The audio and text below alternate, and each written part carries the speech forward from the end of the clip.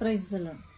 ಪ್ರಿಯರೇ, ದೇವ್ರು ಹೇಳ್ತಾರೆ, ಸರ್ವೇಶ್ವರನಾದ ದೇವ್ರು ಹೇಳ್ತಾರೆ, ಏನಂತ ಹೇಳ್ತಾರೆ ಅಂದ್ರೆ, ನಾನು ಯಾರನ್ನ ಆರಿಸಿಕೊಂಡಿದ್ದೇನೋ, ನಾನು ಯಾರನ್ನ ತನ್ನವರು, ತನ್ನ ಜನಾಂಗ, ನನ್ನವರು ಎಂಬುದಾಗಿ ನಾನು ಯಾರನ್ನ ಆರಿಸಿಕೊಂಡಿದ್ದೇನೋ ಅವರನ್ನ ಮಾತ್ರ ನನ್ನ ಹತ್ತಿರ ಬರಮಾಡಿಕೊಳ್ಳುವೆ ಅಂತ ಹೇಳ್ತಾರೆ.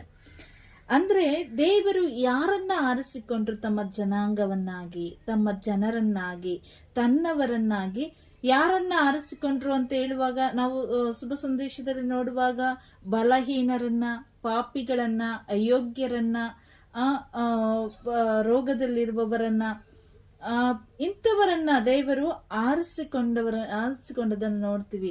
ಭಯ ಆತಂಕದಲ್ಲಿ ಹೋಗಿರುವವರನ್ನ, ಜೀವನವೇ ಸಾಕು, ಜೀವನದಲ್ಲಿ ತುಂಬಾ ಜಿಗುಪ್ಸೆಯನ್ನ ಹೊಂದಿರುವಂತ ವ್ಯಕ್ತಿಗಳನ್ನ ದೇವರು ಆರಿಸಿಕೊಳ್ಳುವುದನ್ನ ನಾವು ನೋಡ್ತೇವೆ.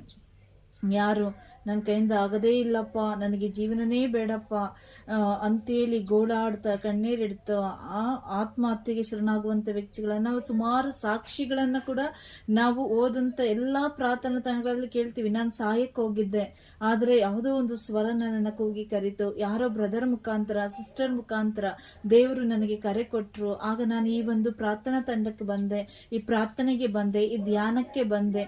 ಆಗ ದೇವರು ನನ್ನನ್ನು ಮುಟ್ಟಿದ್ರು, ಸ್ಪರ್ಶಿಸಿದ್ರು. ಆಗ ನನಗೆ ಸತ್ಯ ಅರಿವಾಯಿತು. ನಾನು ಆಗ್ಲಿಂದ ಅನ್ಕೊಂಡೆ, ಇನ್ಮೇಲೆ ನಾನು ಸಾಯಬಾರ್ದು, ನಾನು ಬದುಕಬೇಕು, ನಾನು ಸಾಯ್ಲಿಕ್ಕಾಗಿ ಹುಟ್ಟಿದವನಲ್ಲ, ಸಾಯ್ಲಿಕ್ಕಾಗಿ ಹುಟ್ಟಿದವಳಲ್ಲ, ನಾನು ಜೀವಿಸ್ಲಿಕ್ಕಾಗಿ ಹುಟ್ಟಿದವಳು ಎಂಬ ಸತ್ಯವನ್ನ ಅರ್ಥಕೊಂಡೆ. ಇನ್ನು ಮುಂದೆ ನಾನು ಯೇಸುವಿಗಾಗಿಯೇ ಜೀವಿಸ್ತೀನಿ, ಯೇಸುವಿಗಾಗಿಯೇ ನಾನು ಬಾಳ್ತೀನಿ ಎನ್ನುವಂತ ಒಂದು ಭರವಸೆ ಬಂತು. ಯಾರು ನನ್ನ ಜೊತೆಯಲ್ಲಿ ಇಲ್ಲ ಅಂತ ಹೇಳಿದ್ರು ಕೂಡ ನನ್ನ ಯೇಸು ನನ್ನ ಜೊತೆಯಲ್ಲಿರ್ತಾರೆ ಅನ್ನುವಂತ ಒಂದು ಆತ್ಮವಿಶ್ವಾಸ ನನ್ನಲ್ಲಿ ಬಂತು.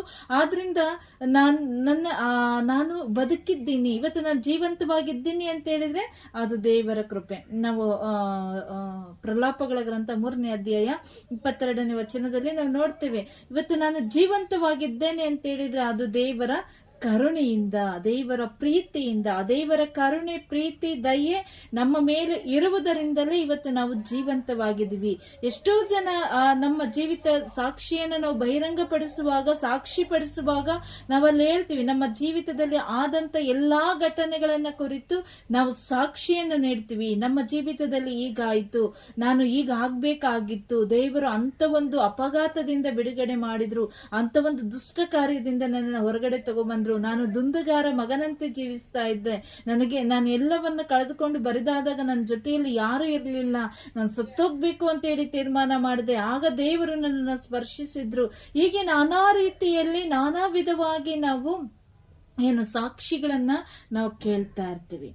ದೇವರು ಇಂಥವರನ್ನ ಕರೆದರು. ಅದಕ್ಕಾಗಿ ಯೇಸುಸ್ವಾಮಿ ಹೇಳ್ತಾರೆ, ನಾನು ಬಂದದ್ದು ಇವರನ್ನ ಹುಡುಕಿ, ಯಾರನ್ನ? ನಾನು ಬಂದದ್ದು ಧರ್ಮಿಷ್ಠರನ್ನ ಅರಸಿ ಅಲ್ಲ, ಪಾಪಿಷ್ಠರನ್ನ ಹುಡುಕಿ ನಾನು ಬಂದೆ ಎಂಬುದಾಗಿ ದೇವರು ಹೇಳ್ತಾರೆ. ಅದಕ್ಕೆ ಯೇಸುಸ್ವಾಮಿ ಹೇಳ್ತಾರೆ, ಯೋಹಾನರು ಬರೆದ ಶುಭ ಸಂದೇಶ 6ನೇ ಅಧ್ಯಾಯ 37ನೇ ವಚನದಲ್ಲಿ, 6ನೇ ಅಧ್ಯಾಯ 37ನೇ ವಚನ, ಪಿತನು ನನಗೆಂದು ಕೊಟ್ಟಿರುವ ಪ್ರತಿಯೊಬ್ಬನು ನನ್ನಲ್ಲಿಗೆ ಬರುತ್ತಾನೆ, ನನ್ನಲ್ಲಿಗೆ ಬರುವವನನ್ನ ತಳ್ಳಿ ಬಿಡುವುದಿಲ್ಲ. Praise the lord.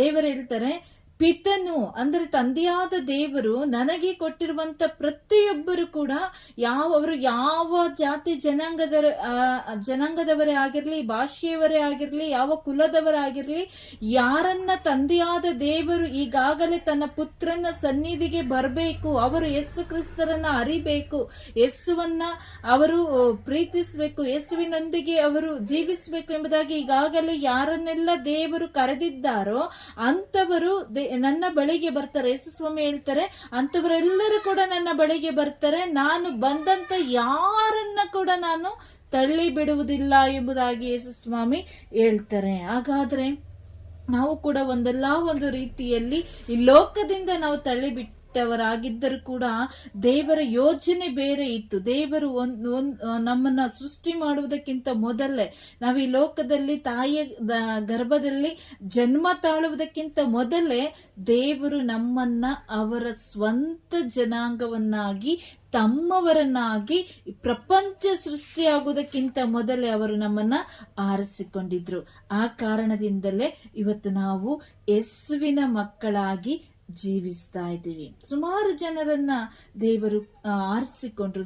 ಸುಮಾರು ಜನ ಅಂತ ಹೇಳಿದ್ರೆ ಇಡೀ ಪ್ರಪಂಚನೇ ಯೇಸುವನ್ನ ಅರಿಬೇಕು. ಇದು ತಂದೆಯಾದ ದೇವರ ಆಸೆ. ಪ್ರತಿಯೊಬ್ಬರು ಕೂಡ ನಾಶಕ್ಕೆ ಒಳಗಾಗಬಾರ್ದು. ಎಲ್ಲರೂ ಕೂಡ ನಿತ್ಯ ಜೀವವನ್ನ ಪಡ್ಕೋಬೇಕು. ಈ ನಿತ್ಯ ಜೀವವನ್ನ ಪಡ್ಕೋಬೇಕು ಅಂತ ಹೇಳಿದ್ರೆ ಯೇಸುವಲ್ಲಿ ನಾವು ವಿಶ್ವಾಸ ಬಿಡಬೇಕು. ಯಾರೆಲ್ಲ ಯೇಸುವಿನಲ್ಲಿ ವಿಶ್ವಾಸ ಬಿಡ್ತಾರೋ, ಯಾರೆಲ್ಲ ಯೇಸುವನ್ನ ನಂಬುತ್ತಾರೋ ಅವರಿಗೆ ನಿತ್ಯ ಜೀವ ಎಂಬುದನ್ನ ನಾವು ನೋಡ್ತೇವೆ. ಪ್ರಿಯರೇ, ನಾವು ಆದಿಕಾಂಡದಲ್ಲಿ ವಿಮೋಚನ ಕಾಂಡದಲ್ಲಿ ನೋಡುವಾಗ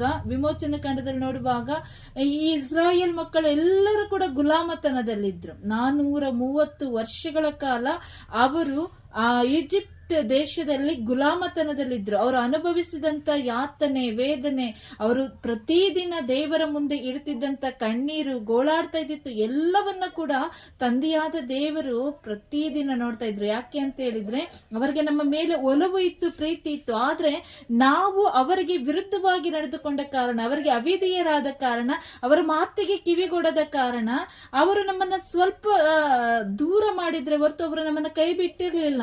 ದೇವರು ಹೇಳ್ತಾರೆ ಮೋಶೆಗೆ, ನಾನು ನನ್ನ ಮಕ್ಕಳ ಕಣ್ಣೀರನ್ನ ನೋಡಿದ್ದೇನೆ, ಅವರ ಗೋಳಾಟವನ್ನ ಕೇಳಿಸಿಕೊಂಡಿದ್ದೇನೆ ಅಂತ ಹೇಳಿ ಮೋಶೆಯನ್ನ ಆರಿಸಿಕೊಳ್ತಾರೆ. ಆ ಒಂದು ಗುಲಾಮತನದಿಂದ ಇಸ್ರಾಯೇಲ್ ಜನರನ್ನ ಬಿಡುಗಡೆ ಮಾಡಿ, ನನ್ನ ಮಕ್ಕಳು ಸಾಕು ಗುಲಾಮತನದಲ್ಲಿದ್ದು, ಅವರು ಅನುಭವಿಸಿದ್ದು ಸಾಕು, ಈಗಲಾದ್ರೂ ನನ್ನ ಮಕ್ಕಳು ಬುದ್ಧಿ ಕಲ್ತಿರ್ಬೋದು ಎಂಬ ನಂಬಿಕೆಯಲ್ಲಿ, ಭರವಸೆಯಲ್ಲಿ ಈಗಲಾದ್ರೂ ನನ್ನ ಮೇಲೆ ಭರವಸೆಯನ್ನ ಇಡ್ತಾರೆ, ಇವರು ನಂಬಿಕೆ ಇಡ್ತಾರೆ, ಇವರು ನನಗಾಗಿ ಜೀವಿಸ್ತಾರೆ ಅನ್ನುವಂತ ನಂಬಿಕೆಯಲ್ಲಿ ದೇವರು ಆ ಗುಲಾಮತನದಿಂದ ಅದರಲ್ಲಿದ್ದಂತ ನಮ್ಮ ಪೂರ್ವಿಕರನ್ನ ಬಿಡಿಸಿ ಮತ್ತೆ ತಮ್ಮವರನ್ನಾಗಿ ಆರಿಸಿಕೊಂಡ್ರು. ತನ್ನ ಸ್ವಂತ ಮಕ್ಕಳನ್ನಾಗಿ ಅವರು ಆರಿಸಿಕೊಂಡ್ರು. ಅವರ ಆ ಒಂದು ಕಾರಣದ ನಿಮಿತ್ತ ನಾವೆಲ್ಲರೂ ಕೂಡ ಪಶ್ಚಾತ್ತಾಪದ ಹೃದಯದಿಂದ ಯಾರೆಲ್ಲ ಪೂರ್ವಿಕರು ದೇವರ ಕಡೆಗೆ ತಿರುಗಿಕೊಂಡರೋ ಅವರಿಂದ ಆರಿಸಲ್ಪಟ್ಟಂತ ಜನಾಂಗಗಳು ನಾವು. ಅದಕ್ಕೆ ನಾವೆಲ್ಲರೂ ಕೂಡ ಯೆಹೂದ್ಯ ಕುಲದಲ್ಲಿ ಹುಟ್ಟಿದಂತ ಯೇಸುವಿನ ಜನಾಂಗಕ್ಕೆ ಸೇರಿದವರು ನಾವು.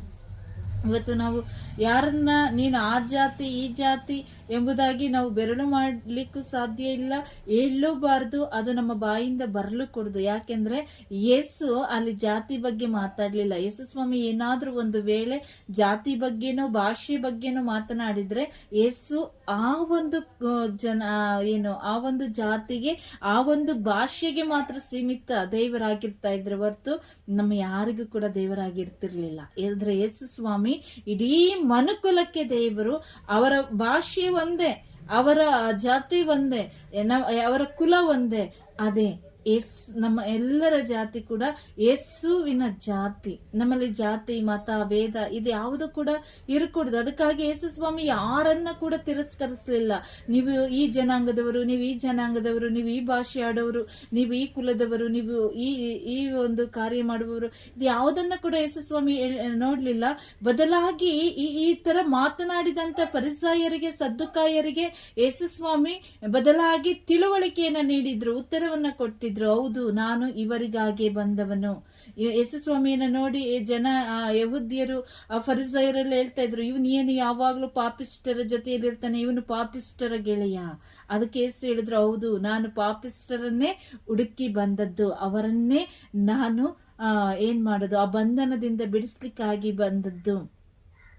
ನಾನು ಬಂದದ್ದೇ ರೋಗಿಗಳಿಗಾಗಿ. ಕುಷ್ಠರೋಗಿಗಳನ್ನ ಅಪ್ಪಿಕೊಳ್ಳುವಾಗ, ಪಾರ್ಶ್ವವಾಯು ರೋಗಿಗಳನ್ನ ಗುಣಪಡಿಸುವಾಗ, ಅವರನ್ನ ನೋಡಿ ಹೇಳ್ತಾ ಇದ್ರು, ಇವನೇನಪ್ಪ ಇವನು ಪಾಪಿಸ್ಟರ್ ಜೊತೆಯಲ್ಲಿರ್ತಾನೆ, ಅವರ ಗೆಳೆತನವನ್ನ ಮಾಡ್ತಾನೆ, ಅನಾರೋಗ್ಯದಲ್ಲಿರೋರನ್ನ ಕುಷ್ಠ ರೋಗಿಗಳನ್ನೇ ತಬ್ಗೋತಾನೆ, ಹೋಗಿ ಅವ್ರ ಮನೆಯಲ್ಲಿ ಊಟ ಮಾಡ್ತಾನೆ. ಇದೆಲ್ಲ ಹೇಳುವಾಗ ಯೇಸು ಸ್ವಾಮಿಯಲ್ಲಿ ಹೇಳ್ತಾರೆ, ಹೌದು, ವೈದ್ಯನ ಅವಶ್ಯಕತೆ ಇರುವುದು ರೋಗಿಗಳಿಗೆ, ಆರೋಗ್ಯವಂತರಿಗಲ್ಲ. ನೀವೆಲ್ಲ ಆರೋಗ್ಯವಾಗಿದ್ದೀರಿ, ಆದ್ರೆ ನಾನು ಬಂದದ್ದೇ ಆರೋಗ್ಯವಿಲ್ಲದವರಿಗೆ ಆರೋಗ್ಯವನ್ನ ಕೊಟ್ಟು ಅವರನ್ನ ರಕ್ಷಿಸಿ ಕಾಪಾಡಲು ಎಂಬುದಾಗಿ. ಅದು ಪ್ರಿಯರೇ, ಯೇಸುಸ್ವಾಮಿಗೂ ಕೂಡ ಈ ಲೋಕದಲ್ಲಿ ಇರುವಾಗ ಅವರಿಗೂ ಕೂಡ ಈ ಒಂದು ಭಿನ್ನಾಭೇದಗಳು, ಅವರಿಗೆ ವಿರುದ್ಧವಾಗಿ ಮಾತಾಡುವಂಥದ್ದು ಯಾವುದು ಕೂಡ ನಿಲ್ಲಿಲ್ಲ. ಯೇಸುಸ್ವಾಮಿ ಕೂಡ ಎಲ್ಲವನ್ನ ಫೇಸ್ ಮಾಡಿದ್ರು. ಆದ್ರೆ ನಮಗ್ ಸ್ವಲ್ಪ ಕಷ್ಟ ಅದನ್ನ ಸಹಿಸಿಕೊಳ್ಳಿಕ್ಕೆ, ಹೇಳಲಿಕ್ಕೆ. ಆದ್ರೆ ನಮಗಿಂತ ಹೀನಾಯವಾಗಿ ಯೇಸುವನ್ನ ಅವರು ಮಾತನಾಡಿರ್ತಾರೆ. ಆದ್ರೆ ಯೇಸುಸ್ವಾಮಿ ಎಲ್ಲೂ ಕೂಡ ಅವರನ್ನ ದೂಷಣೆ ಮಾಡಲಿಲ್ಲ. ಅವರನ್ನ ಕೂಡ ತನ್ನ ಬಳಿಗೆ ಬರಮಾಡಿಕೊಂಡ್ರು. ಅವರು ಇರುವಂತ ಜಾಗದಲ್ಲೇ ಅವರಿಗೆ ಅರ್ಥ ಆಗ್ಲಿ ಅಂತೇಳಿ, ಅವರು ಇರುವಂತ ಜಾಗದಲ್ಲೇ ದೇವರು ಇಂಥ ವಿಷಯಗಳನ್ನ ತುಂಬಾ ಮಾತನಾಡ್ತಾ ಇದ್ರು. ನಾನು ಬಂದದ್ದು ಸರ್ವರ ಉದ್ಧಾರಕ್ಕಾಗಿ, ಸರ್ವ ಜನರ ಉದ್ಧಾರಕ್ಕಾಗಿ, ನಾನು ಎಲ್ಲರಿಗಾಗಿ ಪ್ರಾಣ ಕೊಡ್ಲಿಕ್ಕಾಗಿ ಬಂದಿದ್ದೇನೆ ಎಂಬುದಾಗಿ ಯೇಸುಸ್ವಾಮಿ ಹೇಳಿದ್ರು. ನಾನು ಎಲ್ಲರನ್ನ ಕರೆಯಲು ಬಂದವನು, ನನಗೆ ಭಿನ್ನ ಭೇದ ಇಲ್ಲ. ಶ್ರೀಮಂತರು, ಬಡವರು, ಇವರು ನಿರ್ಗತಿಕರು, ಅನಾಥರು, ಇವರು ಮೇಲಿರುವವರು, ಇವರು ಕೆಳಗಿರುವವರು ಅನ್ನುವಂತ ಭಿನ್ನ ಭೇದ ನನ್ನಲ್ಲಿ ಇಲ್ಲ. ನಾನು ಎಲ್ಲರಿಗಾಗಿ ಬಂದವನು, ನಾನು ಎಲ್ಲರ ರಕ್ಷಕರು ಎಂಬುದಾಗಿ ಯೇಸುಸ್ವಾಮಿ ಸುಮಾರು ಕಡೆ ಹೇಳ್ತಾರೆ. ಅದನ್ನ ನಾವು ಅದನ್ನೇ ಎಫೆಸರಿಗೆ ಬರೆದ ಪತ್ರ ಅಧ್ಯಾಯ 1:4 ನಾವು ನೋಡ್ತೇವೆ. ಜಗತ್ತು ಸೃಷ್ಟಿಯಾಗುವುದಕ್ಕಿಂತ ಮೊದಲೇ ತಂದೆಯಾದ ದೇವರು ಯೇಸು ಕ್ರಿಸ್ತರಲ್ಲಿ ನಮ್ಮ ಒಬ್ಬೊಬ್ಬರನ್ನ ಆಗಲೇ ಸ್ವಂತ ಮಕ್ಕಳನ್ನಾಗಿ ಯೇಸು ಕ್ರಿಸ್ತರಲ್ಲಿ ಆರಿಸಿಕೊಂಡರು. ಕ್ರಿಸ್ತ ಯೇಸುವಿನಲ್ಲಿ ನಮ್ಮನ್ನ ತಮ್ಮವರನ್ನಾಗಿ, ತಮ್ಮ ಸ್ವಂತ ಜನಾಂಗವನ್ನಾಗಿ, ತಮ್ಮ ಸ್ವಂತ ಮಕ್ಕಳನ್ನಾಗಿ ಆರಿಸಿಕೊಂಡರು. ನಮ್ಮ ಮೇಲಿನ ಪ್ರೀತಿಯಿಂದಾಗಿ, ನಮ್ಮ ಮೇಲೆ ಯೇಸು ಸ್ವಾಮಿ ತಂದೆಯಾದ ದೇವರು ಇಟ್ಟಂತ ಪ್ರೀತಿಯಿಂದಾಗಿ ದೇವರು ಯೇಸು ಕ್ರಿಸ್ತರ ಮೂಲಕ ನಮ್ಮನ್ನು ತಮ್ಮ ಮಕ್ಕಳನ್ನಾಗಿಸಲು ಆಗಲೇ ನಿರ್ಧಾರ ಮಾಡಿದ್ರು. ಈಗ ನಾವು ಯೇಸುವನ್ನ ಅರ್ಥಕೊಂಡಿದ್ದೀವಿ, ಈಗ ನಾವು ದೇವರ ಮಕ್ಕಳು ಅಂತೇಳಿ ಅಲ್ಲ. ಲೋಕದಲ್ಲಿ ಜೀವಿಸುವಾಗ ನಾವು ಯಾವಾಗ ಯೇಸುವನ್ನ ಅರ್ಥಕೋತೇವೋ ಆಗ ನಮ್ಮ ಆಲೋಚನೆಗೆ ತಕ್ಕ ಹಾಗೆ ಯೇಸುವಿಗೆ ಮಕ್ಕಳಾಗ್ತೀವಿ. ಆದ್ರೆ ಯೇಸುವಿಗೆ ನಾವು ಮಕ್ಕಳೇ ಯಾವಾಗ ಗೊತ್ತಾ? ಈ ಪ್ರಪಂಚ, ಈ ಲೋಕ ಸೃಷ್ಟಿಯಾಗುವುದಕ್ಕಿಂತ ಮೊದಲೇ ತಂದೆಯಾದ ದೇವರು ನಮ್ಮ ಮೇಲೆ ಇಟ್ಟಂತ ಪ್ರೀತಿಯ ನಿಮಿತ್ತ ಯೇಸು ಕ್ರಿಸ್ತರಲ್ಲಿ ನಮ್ಮನ್ನ ಸ್ವಂತ ಮಕ್ಕಳನ್ನಾಗಿ ಆಗಲೇ ಆರಿಸಿಕೊಂಡ್ರು ಅಂತೇಳಿ ಎಫೆಸರಿಗೆ ಬರೆದ ಪತ್ರ ಅಧ್ಯಾಯ 1:5 ನಾವು ನೋಡ್ತೇವೆ. ಆದ್ದರಿಂದ ದೇವರು ನಮ್ಮನ್ನೇ ಆರಿಸಿಕೊಂಡಿದ್ದು, ಬಲಹೀನರನ್ನ, ನಿರ್ಗತಿಕರನ್ನ, ಅನಾಥರನ್ನ, ವಿಧವೆಯರನ್ನ, ಏನು ಊಟಕ್ಕೆ ಗತಿ ಇಲ್ಲದ ಹಸಿವೆಯಿಂದ ನರಳುತ್ತಿರುವವರನ್ನ, ನನ್ನವರು ಯಾರೂ ಇಲ್ಲ ಎಂಬುದಾಗಿ ಹತಾಶರಾಗಿ, ನಿರಾಶೆಗೆ ಒಳಗಾಗಿ, ದುಃಖಿತರಾಗಿ ಜೀವಿಸುತ್ತಿದ್ದವರನ್ನ, ತಮ್ಮವರನ್ನ ಕಳೆದುಕೊಂಡು ರೋಧಿಸ್ತಾ ಇದ್ದವರನ್ನ, ಇಂಥವರನ್ನ ನೋಡಿ ಯೇಸುಸ್ವಾಮಿ ಮನ ಮರುಗಿದ್ರು, ಹೋಗಿದ್ರು, ಅವರನ್ನ ಅಪ್ಪಿಕೊಂಡ್ರು, ಅವರಿಗೆ ಮುತ್ತನ್ನಿಟ್ರು, ಅವರಿಗೆ ಸಾಂತ್ವನವನ್ನ ನೀಡಿದ್ರು. ನಾನಿದ್ದೀನಿ, ಭಯ ಪಡಬೇಡ್ರಿ, ನೀವು ಅನಾಥರಲ್ಲ, ನಾನು ನಿಮ್ಮ ಜೊತೆಯಲ್ಲಿ ಎಷ್ಟೋ ಕಾಲ ಇರ್ತೀನಿ ಎಂಬ ಭರವಸೆಯನ್ನ ಕೊಟ್ರು. ಅದೇ ದೇವರ ಪ್ರೀತಿ. ಪ್ರಿಯರೇ, ನೋಡಿ, ನಾವು ಲೋಕ ಸೃಷ್ಟಿಯಾಗೋದಕ್ಕಿಂತ ಮೊದಲೇ ಯೇಸುವಿನ ಮಕ್ಕಳು. ಈಗಲ್ಲ ಯೇಸುವಿನ ಮಕ್ಕಳು. ಈ ಲೋಕದಲ್ಲಿ ನಾವು ಜೀವಿಸುವಷ್ಟು 30-40 ಅಥವಾ ಅಮ್ಮಮ್ಮ ಅಂದ್ರೆ ಈಗಿನ ಆಯಸ್ಸು ಇಷ್ಟು 50 ಒಳಗಡೆ. ಈಗ ಎಲ್ಲ ಆಗಿನ ಆಯಸ್ಸು 70, ಹೆಚ್ಚಂದ್ರೆ 80. ಆ 80 ವರ್ಷ ಬದುಕುವಷ್ಟು ದಿನ ಮಾತ್ರ ಅಲ್ಲ ಯೇಸುಸ್ವಾಮಿ ನಮ್ಮನ್ನ ಸ್ವಂತ ಮಕ್ಕಳನ್ನಾಗಿ ಆರಿಸಿಕೊಂಡಿದ್ದು, ತಲತಲಾಂತರದವರೆಗೂ ಅಳಿವೇ ಇಲ್ಲದಂತ ಅವರ ರಾಜ್ಯದಲ್ಲಿ ನಾವು ಅವರ ಮಕ್ಕಳಾಗಿ ಇರಬೇಕು ಎಂಬುದಾಗಿ ಯೇಸುಸ್ವಾಮಿ ನಮ್ಮನ್ನ ಆರಿಸಿಕೊಂಡದ್ದು. ಪ್ರಿಯರೇ, ಅದಕ್ಕಾಗಿ ಯೆರೆಮೀಯ ಪ್ರವಾದಿ ಹೇಳ್ತಾನೆ ತನ್ನ ಅಧ್ಯಾಯ 1:4, ಸರ್ವೇಶ್ವರ ಸ್ವಾಮಿ ಈ ವಾಣಿಯನ್ನು ನನಗೆ ದಯಪಾಲಿಸಿದರು. ನಿನ್ನನ್ನ ತಾಯಿಯ ಗರ್ಭದಲ್ಲಿ ರೂಪಿಸುವುದಕ್ಕೆ ಮುಂಚೆಯೇ ನಿನ್ನನ್ನು ನಾನು ತಿಳಿದಿದ್ದೆ. ನೀನು ಉದರದಲ್ಲಿ ಹೊರಬರುವುದಕ್ಕೆ ಮೊದಲೇ ನಿನ್ನನ್ನು ಪವಿತ್ರೀಕರಿಸಿದೆ. ನಿನ್ನನ್ನು ರಾಷ್ಟ್ರಗಳಿಗೆ ಪ್ರವಾದಿಯನ್ನಾಗಿ ನೇಮಿಸಿದ್ದೇನೆ. ತಂದೆಯಾದ ದೇವರು ಹೇಳ್ತಾರೆ, ಯೆರೆಮೀಯ ಪ್ರವಾದಿಗೆ ಒಂದು ವಾಣಿಯ ಮುಖಾಂತರ, ವಾಕ್ಯದ ಮುಖಾಂತರ ಮಾತನಾಡಿ ಹೇಳ್ತಾರೆ, ನೋಡಪ್ಪ, ನಿನ್ನನ್ನು ಈಗಲ್ಲ ನಾನು ಆರಿಸಿಕೊಂಡಿದ್ದು, ತಾಯಿಯ ಗರ್ಭದಲ್ಲಿ. ಆ ತಾಯಿಯ ಗರ್ಭದಲ್ಲಿ ಇರುವಾಗಲೇ, ತಾಯಿಯ ಗರ್ಭದಲ್ಲಿ ಮುಂಚೆಯೇ ಅಂದ್ರೆ ಲೋಕ ಸೃಷ್ಟಿಯಾಗುವುದಕ್ಕಿಂತ ಮೊದಲೇ, ನೀನು ತಾಯಿಯ ಗರ್ಭದಲ್ಲಿ ರೂಪುಗೊಳ್ಳುವುದಕ್ಕಿಂತ ಮೊದಲೇ, ನೀನು ಭ್ರೂಣವಾಗುವುದಕ್ಕಿಂತ ಮೊದಲೇ ನಾನು ನಿನ್ನನ್ನ ಆರಿಸಿಕೊಂಡಿದ್ದೆ, ನಾನು ನಿನ್ನನ್ನು ನೋಡಿದ್ದೆ, ನಾನು ನಿನ್ನನ್ನು ಪವಿತ್ರೀಕರಿಸಿದ್ದೆ, ಆಶೀರ್ವದಿಸಿದೆ.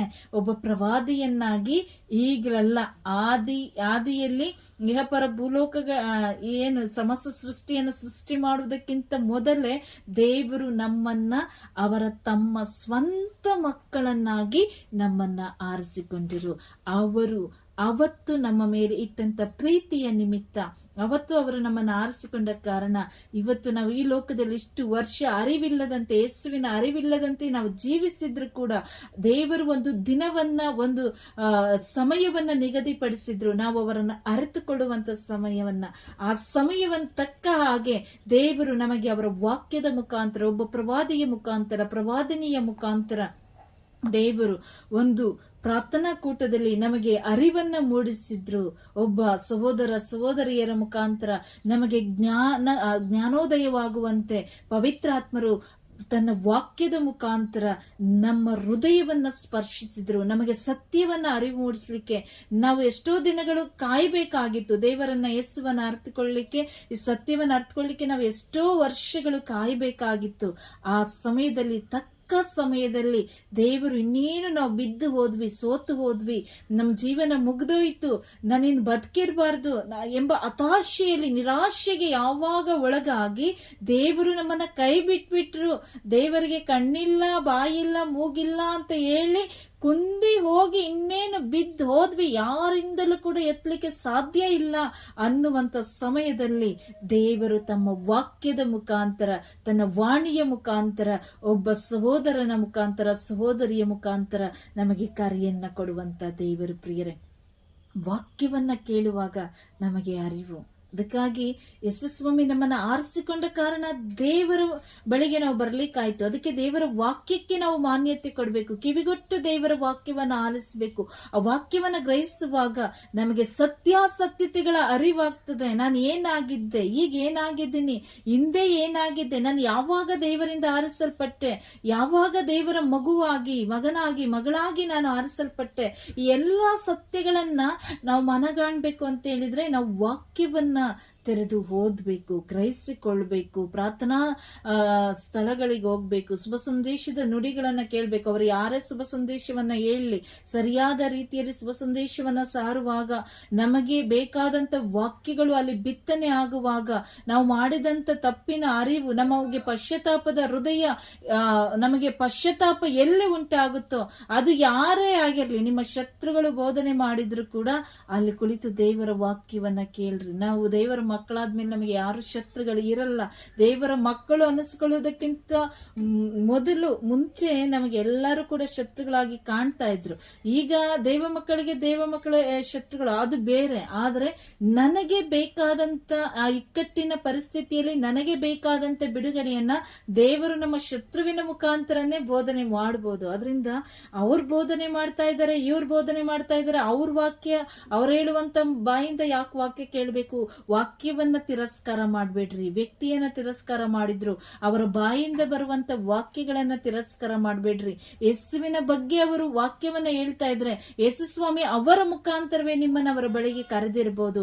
ಆದ್ದರಿಂದ ದೇವರ ವಾಕ್ಯಕ್ಕೆ ಮಾನ್ಯತೆ ಕೊಡ್ರಿ. ಮನುಷ್ಯನಿಗೆ ಮಾನ್ಯತೆ ಕೊಡದೇ ಇದ್ರು ಕೂಡ ದೇವರ ವಾಕ್ಯಕ್ಕೆ ಮಾನ್ಯತೆ ಕೊಟ್ಟು ದೇವರ ವಾಕ್ಯದಲ್ಲಿ ನಾವು ತುಂಬುವಾಗ, ಆ ವಾಕ್ಯದ ಅಭಿಷೇಕ ನಮ್ಮಲ್ಲಿ ನೆಲೆಗೊಳ್ಳುವಾಗ, ಯೇಸುಸ್ವಾಮಿ ಅವರ ಮುಖಾಂತರ ನಮಗೆ ಕರೆ ಕೊಟ್ಟಾಗ ನಾವು ಅವರ ಬಳಿಗೆ ಬಂದಾಗ ನಾವು ಸತ್ಯತೆಗಳನ್ನ ಅರ್ಥಕೊಳ್ತೇವೆ. ಆಮೇಲೆ ಆಟೋಮೆಟಿಕ್ ಆಗಿ ಯಾವಾಗ ದೇವರನ್ನ ಅರಿತುಕೊಳ್ತೇವೋ, ದೇವರ ವಾಕ್ಯದ ಅರಿವು ನಮಗಾಗುತ್ತೋ, ಆಗ ಅಲ್ಲಿ ದ್ವೇಷಗಳೆಲ್ಲ ಹೋಗುತ್ತೆ, ಅಸಮಾಧಾನ ಹೋಗುತ್ತೆ, ನಿರಾಶೆ ಹೋಗುತ್ತೆ.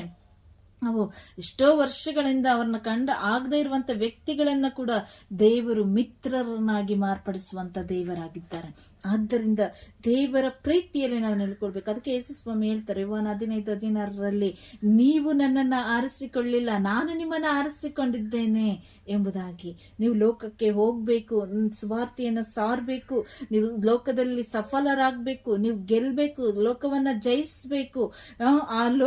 ನೀವು ನಿಮ್ಮ ಆನಂದ, ನಿಮ್ಮ ಸಮಾಧಾನ, ಎಲ್ಲವನ್ನ ಕೂಡ ನೀವು ಬಿತ್ತನೆ ಮಾಡಬೇಕು. ಫಲ ಶಾಶ್ವತವಾಗಿರ್ಬೇಕು. ಯೇಸುಸ್ವಾಮಿ ನಮಗೆ ನೀಡಿದಂತ ಸಕಲ ಫಲಗಳನ್ನ ನಾವು ಬಿತ್ತನೆ ಮಾಡುವಾಗ ಆ ಬಿತ್ತನೆಯ ಫಲ ಇನ್ನೊಬ್ಬರಲ್ಲಿ ಏನು ಆತ್ಮವಿಶ್ವಾಸವನ್ನು ಮೂಡಿಸಿ ಅವರು ಕೂಡ ಫಲ ಕೊಡುವಂತ ವ್ಯಕ್ತಿಗಳಾಗಿ ಮಾರ್ಪಡ್ಬೇಕು. ಅದಕ್ಕಾಗಿ ಯೇಸು ನಮ್ಮನ್ನ ಕರೆದಿರುವಂತದ್ದು. ಈ ಲೋಕದಲ್ಲಿ ಜಗಳ ಆಡ್ಕೊಂಡು ನಿರಾಶೆಗೊಳಗಾಗಿ ದುಃಖಿತರಾಗಿ ಜೀವ ಕಳ್ಕೊಳ್ಳಕ್ಕೆ ಆತ್ಮಹತ್ಯೆ ಮಾಡ್ಕೊಳ್ಳಕ್ಕೆ ಅಲ್ಲ ದೇವರು ನಮ್ಮನ್ನ ಕರೆದಿರುವಂತದ್ದು. ದೇವರು ನಮ್ಮನ್ನ ಕರೆದಿರುವಂತದ್ದು ಅವರಿಗಾಗಿ ಜೀವಿಸಿ ಈ ಲೋಕದಲ್ಲಿ ನಾವು ಏನನ್ನ ಕಳೆದುಕೊಂಡಿದ್ದೇವೋ ಶಾಂತಿ, ಸಮಾಧಾನ, ನೆಮ್ಮದಿ, ಆರೋಗ್ಯ ಎಲ್ಲವನ್ನ ಪಡೆದುಕೊಂಡು ನಾವು ಈ ಲೋಕದಿಂದ ಹೋಗ್ಬೇಕಾದ್ರೂ ಕೂಡ ಯೇಸುವಿನ ಮಕ್ಕಳಾಗಿ ಆರೋಗ್ಯವಂತರಾಗಿ ನೀತಿವಂತರಾಗಿ ಪರಿಶುದ್ಧರಾಗಿ ನಾವು ಈ ಲೋಕದಿಂದ ಹಿಂತಿರುಗಿ ನಮ್ಮ ದೇವರ ಬಳಿಗೆ ಹೋಗ್ಬೇಕು. ಅದೇ ಯೇಸು ಸ್ವಾಮಿ ನಮ್ಮಿಂದ ಬಯಸುವಂತದ್ದು. ಅದಕ್ಕೆ ಯೇಸು ಹೇಳ್ತಾರೆ, ನನ್ನಲ್ಲಿರುವಂತ ಆನಂದ ನಿಮ್ಮಲ್ಲಿ ತುಂಬಿ ತುಳುಕಬೇಕು ಎಂಬುದಾಗಿಯೇ ನಾನು ಇದನ್ನೆಲ್ಲ ನಿಮಗೆ ಮೊದಲೇ ಹೇಳ್ತಾ ಇದ್ದೀನಿ, ಒತ್ತಿ ಹೇಳ್ತಾ ಇದ್ದೀನಿ ಅಂತೇಳಿ. ಆ ಕೃಪೆಯಲ್ಲಿ ನಾವು ಒಂದಾಗುತ್ತೆ. ಯೇಸುವಿಗಾಗಿ ನಾವು ಜೀವಿಸೋಣ. Price the lord.